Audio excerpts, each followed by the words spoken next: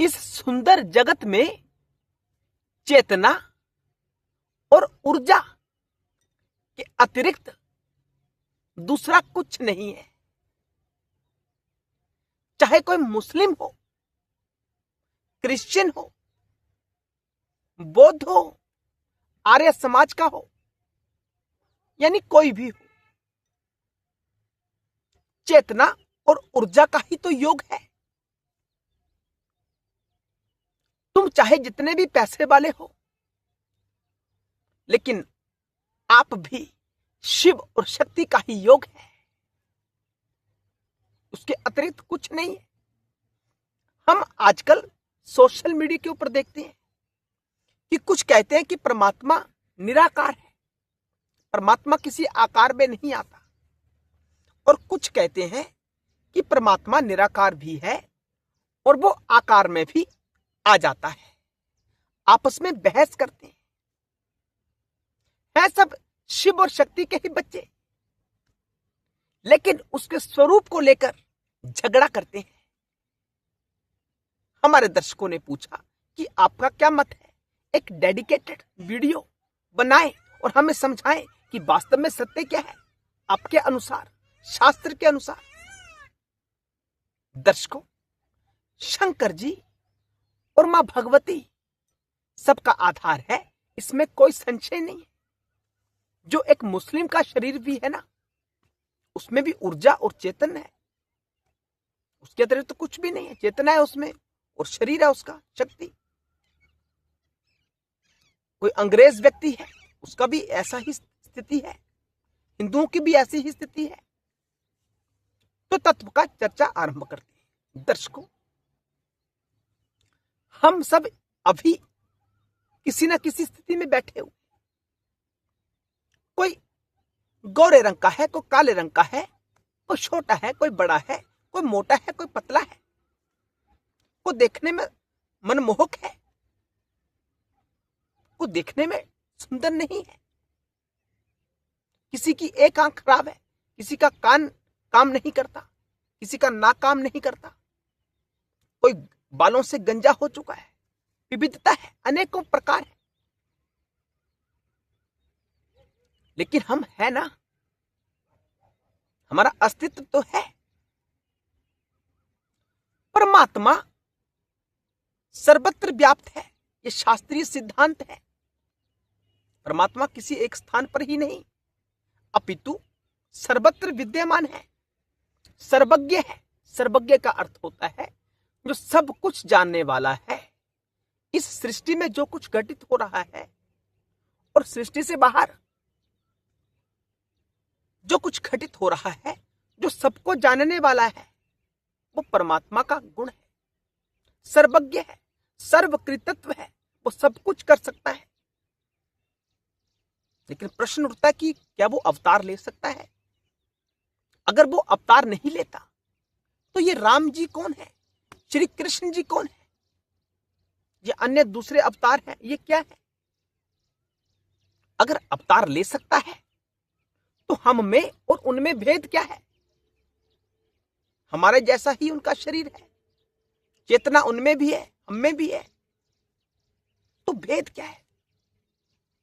दर्शकों, ये अनेकों समय से, वर्षों से ये बहस चलती आ रही है।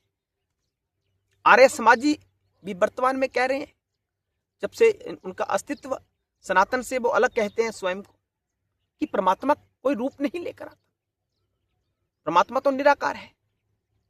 लेकिन जो वैदिक हिंदू है वो कहते हैं कि परमात्मा तो आकार ले सकता है, परमात्मा तो शरीर धारण कर सकता है। राम जी हैं, कृष्ण जी हैं, हम उनको परमात्मा का स्वरूप ही समझते हैं ना, हिंदू। लेकिन हमारा क्या कहना है दर्शकों, अगर परमात्मा रूप धारण नहीं कर सकता तो बताओ जो इतने रूप है ये कहां से आते हैं? इनका उद्गम स्थान क्या है, इनका कारण क्या है? जो इनमें मटेरियल प्रयोग में लाया गया है, जो कुछ भी हमारे शरीर में लगा हुआ है, ये कहां से आता है? इसका कोई ना कोई कारण तो है ना, इसका कोई ना कोई साधन तो है ना, सोर्स तो है ना इसका कोई ना कोई। वो कौन है? तो हम ऐसे देखते देखते अगर पीछे हटते चले जाएंगे कि कौन है, प्रश्न कौन है, तो पाएंगे कि हमारी उत्पत्ति परमात्मा से ही हुई है। ये सारा संसार परमात्मा का ही तो विस्तार है, परमात्मा की शक्ति का ही तो विस्तार है। शिव ने स्वयं को विस्तारित किया इस विश्व के रूप में।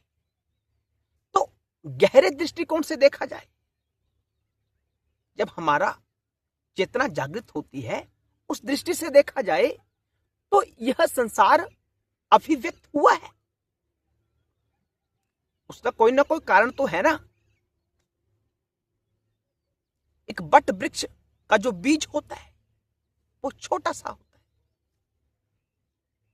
लेकिन जब वो पौधे का रूप धारण करता है तो कितना बड़ा वृक्ष बन जाता है।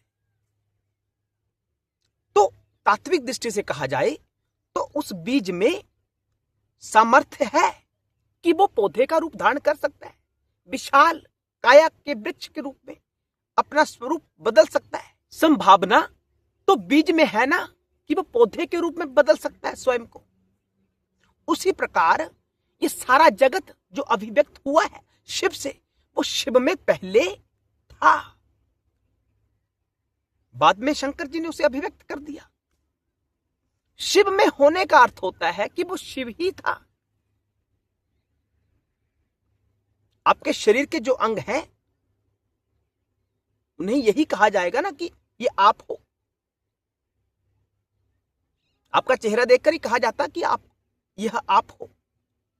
तो जो परमात्मा से जो स्थिति अभिव्यक्त हुई है वो परमात्मा में पहले से थी, वो अभिव्यक्त हुई है। उसने बनाया नहीं, उसमें था, वो अभिव्यक्त हुआ है। तो परमात्मा ही सृष्टि के रूप में अभिव्यक्त हुए हैं। हमारा सिद्धांत तो यह कहता है। अब प्रश्न उठता है कि परमात्मा ही सृष्टि के रूप में अभिव्यक्त हुआ है तो किसी का स्तर कैसा है, किसी का स्तर कैसा है? दर्शकों, हमारे और राम कृष्ण के बीच भेद अंतर क्या है? चेतना का अंतर है। एक चेतना शिव है और वही चेतना नीचे गिरती गिरती, यानी उसका स्तर नीचे गिरता गिरता हमारे तुम्हारे जैसा हो जाता है, पेड़ पौधों के जैसा हो जाता है वही चेतना है, सब में शिव, लेकिन स्तर अलग अलग हो जाता है। जब चेतना जागृत होती है, जो समझ चुकी होती है वास्तविकता को, जो दिव्य हो चुकी होती है, जिसमें जड़ता का लेश मात्र भी नहीं होता है, जड़ता होती ही नहीं है, तो वो चेतना राम और कृष्ण जो जागृत नहीं हुई होती, वो हमारी तुम्हारी तरह होती है। जो हमसे भी निचले स्तर की चेतना होती है वो पेड़ पौधों के रूप में होती है, पहाड़ों की जैसी होती है सब शिव और शक्ति का ही खेल, वही है, दूसरा कोई नहीं है। तो परमात्मा कुछ भी कर सकते हैं, वह सर्व समर्थवान है। परमात्मा ही सृष्टि के रूप में है, दूसरा कोई है ही नहीं। जो लोग इस अंधेरे में जी रहे हैं कि परमात्मा तो रूप ग्रहण करता ही नहीं है, अरे रूप कहां से आया फिर बताओ? अब बता सकते हो कि कहां से आता है रूप? परमात्मा से ही आता है ना, यानी परमात्मा में ही था तो परमात्मा ही हुआ। कोई कहेगा कि परमात्मा की माया शक्ति है, अरे परमात्मा की माया शक्ति कहां रहती है? शिव की शक्ति कहां है? शिव में ही है ना। शिव और शक्ति को अलग कैसे कर रहे हो? आप नहीं कर सकते, वो एक ही है। तो परमात्मा साकार भी है, निराकार भी है। जो जागृत हो जाए उसे परमात्मा की श्रेणी में रखा जा सकता है, उसे परमात्मा ही कहा जा सकता है। जो जागृत नहीं है वो जीव है, जिसे अपनी चेतना का भान ही नहीं है, जो पत्थर की तरह है तो वो जीव है। जिसका अलग अस्तित्व, जिसने अपना अलग अस्तित्व बनाया हुआ है कि मैं हूं, ये शरीर है, वो जीव है। जो कहे कि चेतना ही सब कुछ है, वो राम और कृष्ण है। और उसी चेतना की सर्वोत्कृष्ट अवस्था जहां पर जाकर ये सारी कथाएं समाप्त हो जाती हैं, जो कलातीत है, सब कलाओं से परे है, गुणातीत है, सब गुणों से परे है, गुणों का आविर्भाव जहां से होता है वो शिव है, वो परम चेतना है, वो परमात्मा है। परमात्मा स्वयं को विस्तृत स्वरूप से संकुचित कर लेता है, सिकुड़ लेता है, उसे सीमित कर लेता है, तो परमात्मा का नाम ही आत्मा हो जाता है वही परमात्मा है।